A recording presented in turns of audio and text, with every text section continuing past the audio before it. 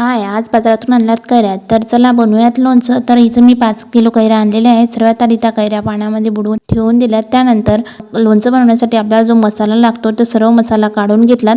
त्याला थोडाफार बारीक करून घेतलात. मिक्सरमध्ये थोडासा बारीक फिरवून झाल्यानंतर ज्या कैऱ्या आणलेल्या होत्या त्याला छान असे छोटे छोटे त्याचे तुकडे बनवून घेतलेत.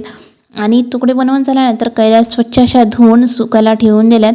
तर कैऱ्या सुकत आहेत तोपर्यंत एका साईडला तेल गरम करायला ठेवून दिलं. तेल छान असं गरम झाल्यानंतर त्यामध्ये आपण जे सर्व मसाले बारीक केलेले होते सोबत घरातले जे मसाले काढले ते सर्व मसाले तेलामध्ये आपल्याला टाकून द्यायचं आहे. आणि आता तेल आपल्याला थंड व्हायसाठी ठेवून द्यायचं आहे. चला तर तेल थंड होतं आहे तोपर्यंत एका साईडला मीठ घ्यायचं, त्यामध्ये हळद टाकायची, मोहरीची डाळ टाकायची, गूळ टाकायचा आणि आपण ज्या कैऱ्या ठेवलेल्या होत्या त्या धुवून पुसून त्या कैऱ्या आपल्याला यामध्ये मिक्स करून घ्यायच्या आहेत. सर्व कैऱ्या व्यवस्थित मिक्स करून झाल्यानंतर जी आपल्याला बरणी लागेल लोणचं ठेवण्यासाठी ते बरणीसुद्धा आपल्याला धुवून व्यवस्थित स्वच्छ करून घ्यायची आहे. आणि आता आपलं तेलसुद्धा थंड झालं असेल तर थंड झालेलं तेल आपल्याला कैऱ्यांमध्ये टाकायचं आहे. सर्व व्यवस्थित मिक्स करायचं. सर्व मिक्स झालं की आपल्या बरणीमध्ये आपल्याला सर्व जे लोणचं आहे ते भरून ठेवायचं आहे. बरणीला झाकण न लावता वरून कापडाने झाकून घ्यायचं आणि बरणीला थंड पाण्यामध्ये किंवा थंड जागेवर ठेवून द्यायचं आहे.